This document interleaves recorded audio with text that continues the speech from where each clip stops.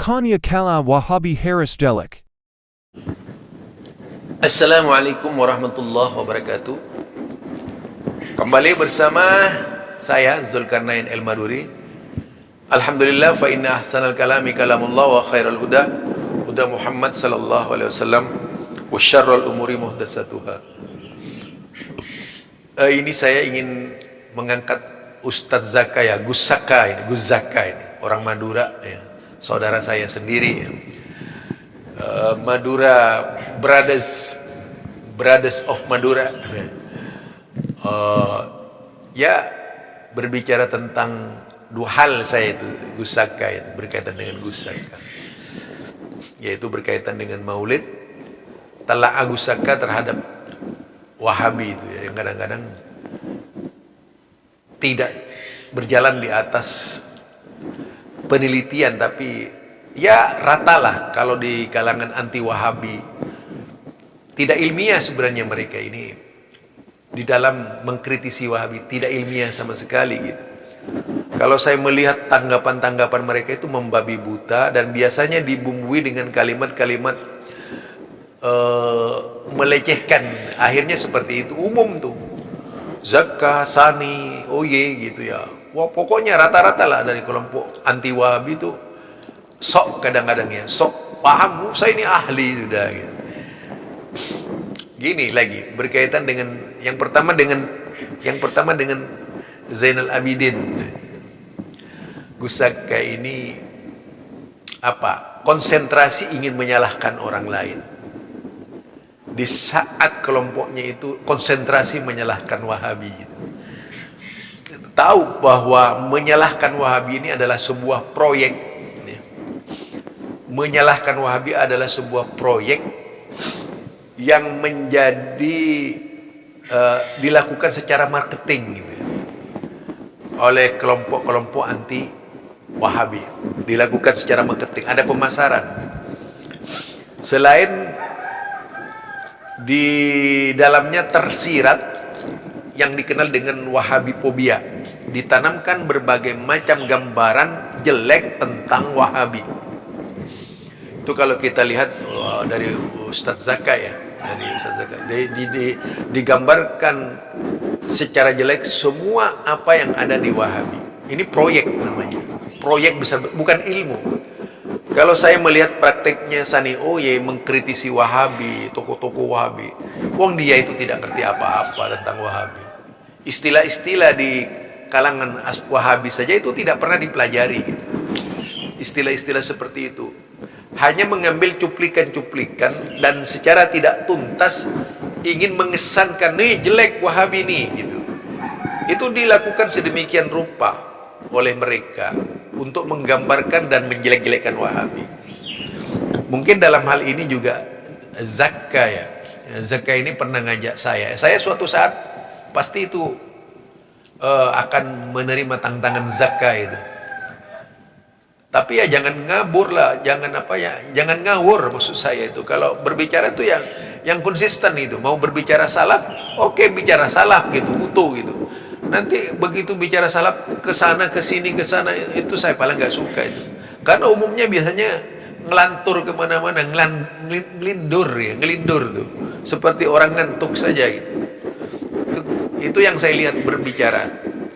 Nah sekarang kalau berbicara manhaj salaf itu, yang pertama memandang setiap metode yang dipakai oleh tokoh-tokoh salaf itu gitu. Yang dipakai oleh tokoh-tokoh salaf itu apa? Itu dipelajari. Kalau terjadi perbedaan di kalangan tokoh salaf, sudah saya katakan, itu karena manhaj, bukan berbicara atas mazhab. Itu yang pertama.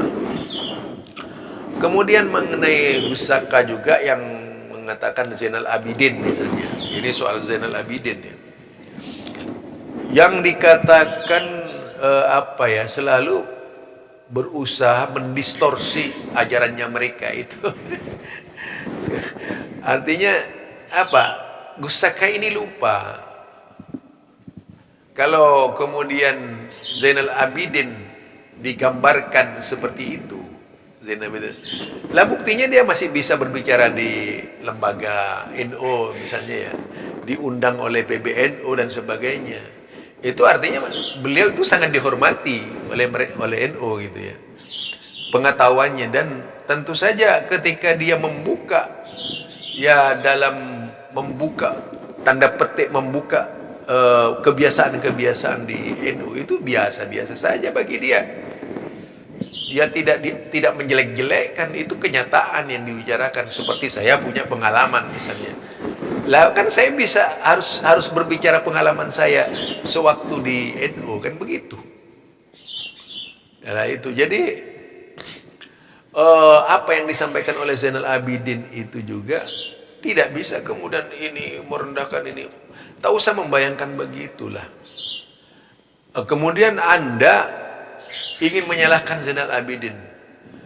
Kemudian Anda juga mengajak orang misalnya di YouTube ya. Ayo kalau diskusi sama saya ini. Itu ajakan Anda itu salah.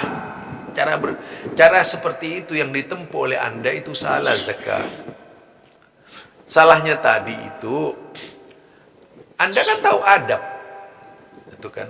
Anda tahu adab kan.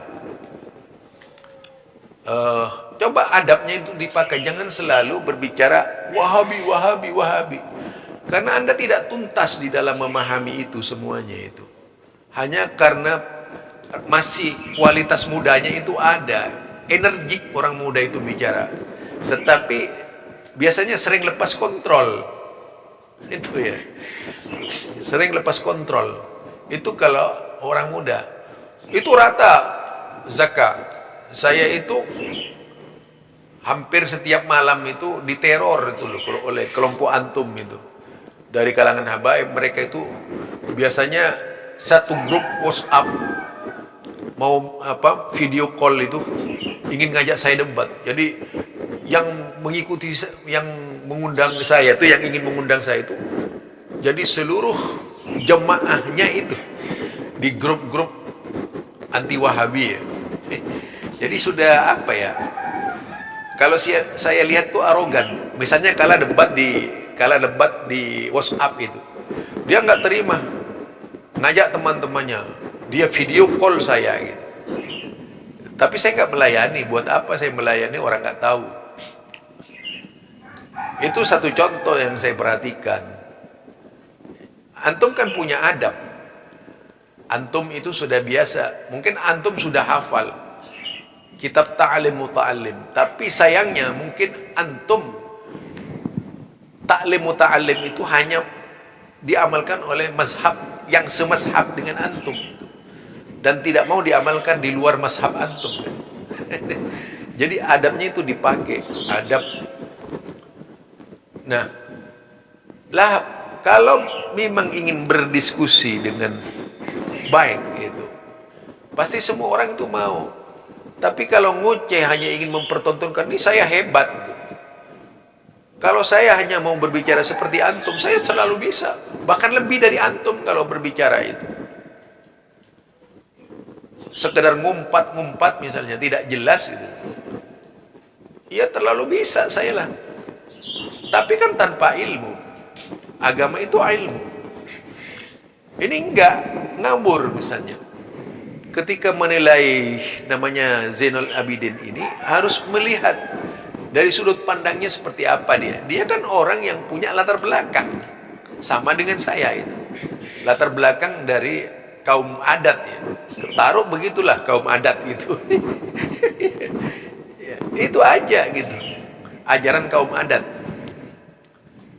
Nah, Zainal Abidin berbicaranya dari sudut pandang dia mengetahui gitu. Karena pengalamannya dia selama di dalam berenang dan menikmati ajaran-ajaran yang dianggap bertentangan dengan Islam tadi oleh Zainal Abidin. Jadi dia nggak salah, dia benar. Kalau dari sudut pandang salah itu, dia sudah berbicara di mana-mana, ada videonya, kemudian toh disanggah aja pendapatnya dengan ilmiah kalau memang benar. Nggak usah menggambarkan orangnya gitu. Ini kan kadang pribadinya. Nah, saya itu kalau menghantam pribadi, karena kalian itu suka membicarakan pribadinya, bukan ilmunya gitu. Umum itu di kalangan mereka, kalau sudah saya ya, di grup Syiah itu ada tokoh-tokoh kalangan habaib dan sebagainya. Jadi mereka ini kalau ngajak debat, wah, begitu main kata-kata kalah di grup itu sudah itu. Jadi saya merasakan sendiri. Grup Aswaja di saya itu lebih 20 gitu. Entah siapa yang memasukkan saya di grup-grup Aswaja itu. Seluruh Indonesia. Bahkan ada yang sudah anggotanya mencapai 500, ya 507 berapa itu. Itu dari grup-grup Aswaja. Tapi mereka itu bukanlah memasukkan hanya orang-orang tertentu saja, ya termasuk saya gitu. Selebihnya anggotanya adalah Aswaja gitu. Nah biasanya itu kalau berbicara, saya lucu itu. Jadi kalau berbicara di sana, seluruh Aswaja ini sama gitu. Saya katakan sama, otaknya sudah sama semua itu. Yang ngaku-ngaku Aswaja ini. Kalau saya lihat itu di 20 grup pasti ngumpat mereka itu. Nggak ada yang ilmiah. Dibantahnya juga dari sisi apa, dari apa. Jadinya kabur gitu. Misalnya menggambarkan menggambarkan Syekh Albani gitu. Itu luar biasa penghinaannya. Jadi bukan lagi berbicara ilmiah soal hadis. Soal hadis ini kan selalu menyebut tanakut. Apa tanakut juga nggak tahu yang diangkat-angkat oleh dia gitu. Pokoknya bicara tanakut sesuai dengan perkataan ulamanya. Dikatakan tanakut. Ditanya bagaimana proses pengumpulan hadis, nggak tahu. Kan lucu orang-orang Aswaja ini. Dianggap bagaimana coba proses pengumpulan hadis. Antum coba begini ya orang-orang Aswaja ini. Semua sudah digambarkan jelek. Misalnya berbicara tentang Syar' A'lamun Nubala. Oh itu tulisan Wahabi. Coba bayangkan. Begitu berbicara jarah wata, oh itu tulisan Wahabi. Jadi semua kitab turos itu yang tidak sesuai dengan cara berpikir mereka itu dianggap Wahabi. Jadi ini macam Belanda aja gitu. Pokoknya kalau dari si A ini gambarkan begini, semacam Belanda menyatakan ekstremis, Islam itu ekstremis. Semua umat Islam itu ekstremis. Nah sekarang sisa-sisa Belanda itu ada pada umatnya ente gitu. Artinya semua yang tak sesuai diimage-kan, digambarkan itu adalah Wahabi.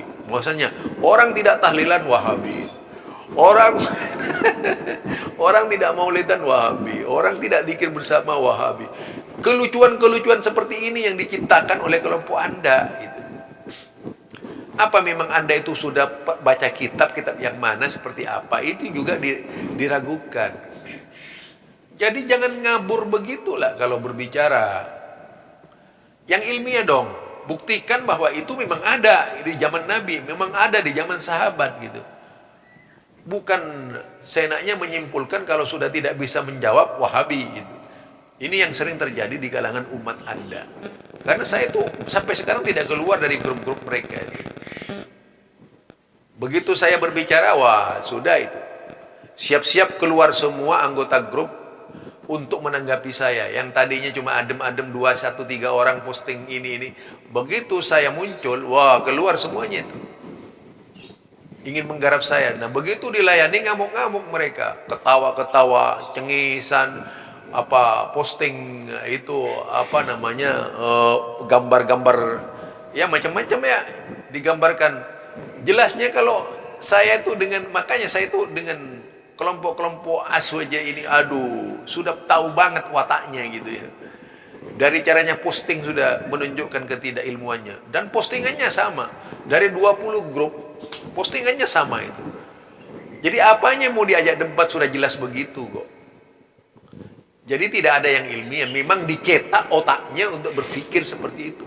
Dicetak tidak waras itu otaknya itu. Nah, ini yang namanya cuci otak. Bukan hanya teroris yang bisa otaknya dicuci. Orang seperti ente juga bisa dicuci otaknya itu menjadi orang yang tidak ilmiah gitu. Rata-rata anti Wahabi semuanya seperti itu. Otaknya sudah dicuci itu. Barangkali itu dari saya, Zulkarnain El Maduri. Subhanakallahumma wa bihamdika Asyhadu an la ilaha illa anta astaghfiruka wa atubu ilaik. Assalamualaikum warahmatullahi wabarakatuh.